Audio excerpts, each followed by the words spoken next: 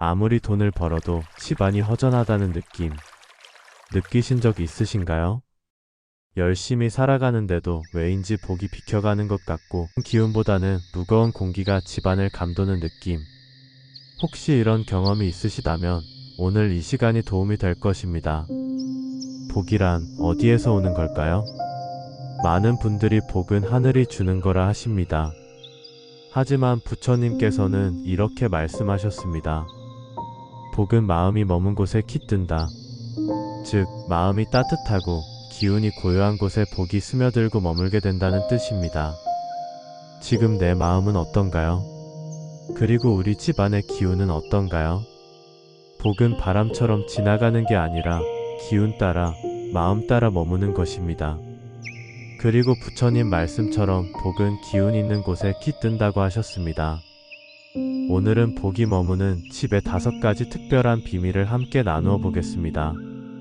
이 시간이 끝날 때쯤이면 여러분의 집도 복이 머물고 싶어하는 공간으로 변화하기 시작할 것입니다. 일장 말이 흐르는 집. 복이 깃드는 집엔 눈에 보이지 않는 공통점이 있습니다. 그중 첫 번째는 바로 말의 기운입니다. 하지만 모든 말이 복을 부르는 것은 아닙니다. 복이 떠나는 집에는 공통적으로 말의 기운이 걷힙니다. 불평, 비난, 짜증 이런 말이 쌓이면 집안 공기가 무거워지고 복이 들어오지 못합니다. 부처님은 말씀하셨습니다. 말은 칼보다 날카롭고 향보다 멀리 퍼진다. 따뜻한 말은 복을 부르고 거친 말은 복을 쫓아냅니다. 그렇다면 복이 머무는 집에는 어떤 말이 흘러야 할까요? 첫째, 감사의 말입니다. 고맙다, 감사하다는 말이 자주 들리는 집에는 복이 정착합니다. 아침에 일어나 오늘도 건강하게 깨어나서 감사합니다 라고 중얼거리는 것만으로도 집안 기운이 달라집니다. 둘째, 칭찬의 말입니다. 가족 간에 서로의 작은 노력도 알아주고 인정해주는 말들이 오가는 집에는 긍정적인 에너지가 흐릅니다. 오늘 정말 수고했어. 덕분에 마음이 편해와 같은 말들이 바로 그것입니다. 셋째, 위로와 격려의 말입니다. 누군가 힘들어할 때 함께 아파하고 위로해주는 말이 있는 곳에 복은 자리를 잡습니다. 반면에 복이 떠나는 집에서는 어떤 말들이 들릴까요? 너 때문에 맨날 그런 식으로 왜 맨날 또 그래? 이런 말들이 반복되면 집안에 무거운 기운이 쌓입니다. 이런 말들은 복을 멀리 쫓아내는 톡과 같습니다. 혹시 지금 우리 집안의 말버릇은 어떠한가요? 복이 머무는 집으로 만들기 위해서는 먼저 우리의 말부터 점검해야 합니다. 오늘부터라도 고맙다, 미안하다, 사랑한다는 말을 더 자주 사용해 보세요. 그 작은 변화가 집안 전체의 기운을 바꾸기 시작할 것입니다. 2장 기도 소리가 있는 집. 두 번째로 복이 머무는 집에는 기도의 소리가 흐릅니다. 크게 외치지 않아도 고요하고 간절한 기도는 집안 기운을 맑게 합니다. 하루 1분이라도 오늘 하루 감사합니다 라고 읊조리면 그 파동은 벽을 타고 흐르고 그 기운은 가족의 마음을 품습니다. 이런 집엔 복이 조용히 자리를 잡습니다. 기도란 무엇일까요? 거창한 의식이나 복잡한 절차가 필요한 것이 아닙니다. 마음을 다스리는 모든 소리가 기도입니다. 마음을 다스리는 소리의 힘은 과학적으로도 입증되어 있습니다. 고요한 기도 소리는 뇌파를 안정시키고 집안의 불안한 기운을 정화시킵니다. 아침에 일어나 작은 소리로라도 오늘 하루 평안하게 해주세요. 우리 가족 모두 건강하게 해주세요 라고 기도하는 소리가 들리는 집에는 특별한 기운이 흐릅니다. 불안한 기운을 정화하는 법도 기도에 있습니다. 집안에 무거운 기운이 느껴질 때, 갑작스런 불안감이 몰려올 때 조용히 기도문을 읊조려 보세요.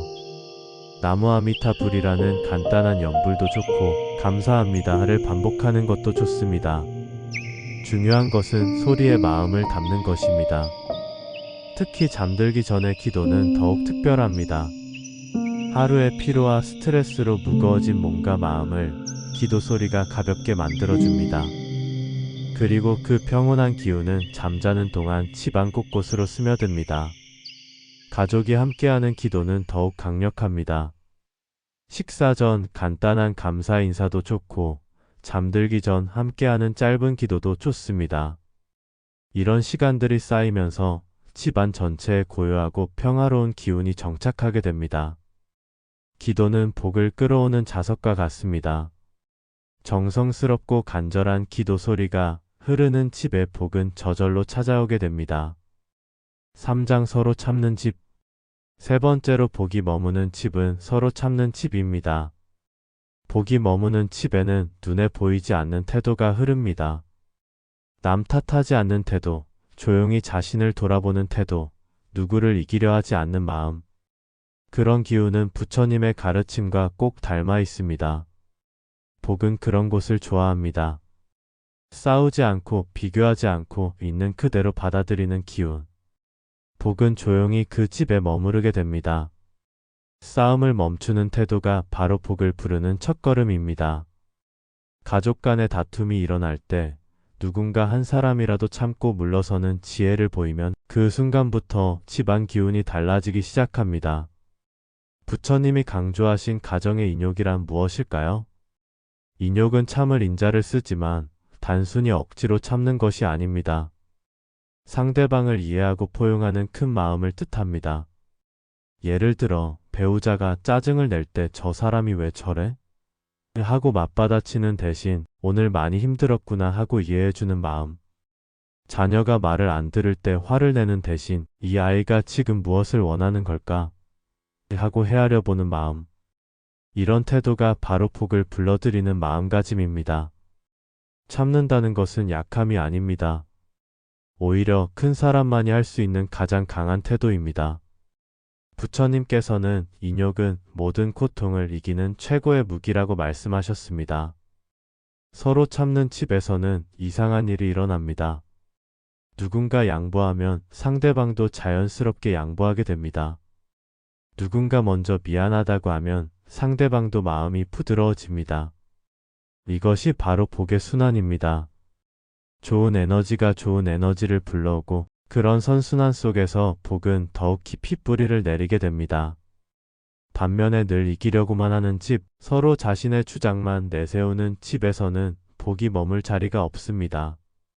싸움의 기운이 복을 밀어내기 때문입니다. 오늘부터는 가족과의 대화에서 내가 맞다보다는 우리가 함께 행복하자는 마음으로 임해보세요. 그 작은 변화가 집안에 큰 복을 불러올 것입니다. 4장 손이 바쁜 집. 네 번째로 복이 머무는 집은 손이 바쁜 집입니다. 많은 부모님들이 물으십니다. 왜 우리 아이는 복이 없을까요? 왜 자식 팔자가 고된가요? 하지만 복은 자식에게 직접 가는 게 아니라 부모의 기운을 타고 흐릅니다. 자식운이 트이는 집은 부모가 원망을 끊고 기도를 시작했을 때 기운이 바뀌기 시작합니다. 복은 말보다 태도에서 피어난다. 자식의 운도 그 기도의 에너지를 타고 들어옵니다. 부지런함은 복을 부릅니다. 손이 바쁘게 움직이는 집에는 살아있는 에너지가 흐릅니다. 게으름과 나태는 기운을 정체시키고 결국 복도 정체시킵니다. 하지만 여기서 말하는 바쁜 손이란 무작정 일만 하라는 뜻이 아닙니다. 정성을 담아 움직이는 손, 마음을 담아 무엇인가를 만들어내는 손을 말합니다. 아침에 일어나 가족을 위해 밥을 차리는 손, 집안을 정갈하게 정리하는 손, 화분에 물을 주는 손, 가족의 옷을 개어주는 손. 이 모든 것들이 복을 부르는 손의 움직임입니다. 나태와 업장의 연결을 부처님께서 말씀해 주셨습니다. 게으름은 단순히 몸의 문제가 아니라 마음의 문제입니다. 게으른 마음은 좋은 기운을 막고 나쁜 업장을 쌓게 만듭니다. 반대로 부지런한 마음은 좋은 업을 쌓고 그 좋은 업이 결국 복으로 돌아옵니다. 특히 아무도 보지 않는 곳에서의 부지런함이 더욱 중요합니다.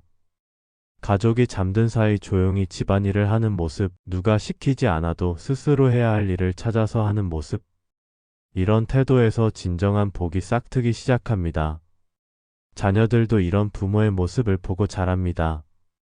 부모의 부지런한 손이 자녀에게는 가장 훌륭한 교육이 되고 그 교육이 자녀의 복을 만들어갑니다. 손이 바쁜 집에는 정체된 기운이 없습니다. 늘 새로운 에너지가 순환하고 그 순환 속에서 복도 함께 돌아갑니다. 오늘부터라도 하루에 한 가지씩 가족을 위해 손으로 할 수 있는 일을 찾아보세요. 그 작은 실천이 집안에 큰 복을 불러올 것입니다. 5장 시간을 정성으로 쓰는 집. 마지막 5번째로 복이 머무는 집은 시간을 정성으로 쓰는 집입니다. 복은 아무 말 없이 떠나지 않습니다. 떠나기 전엔 반드시 징조를 남깁니다. 그 신호는 이렇습니다. 이유 없이 가족 간의 다툼이 잦아집니다. 집안의 물건이 자꾸 고장납니다. 자는 동안 악몽을 자주 꿉니다.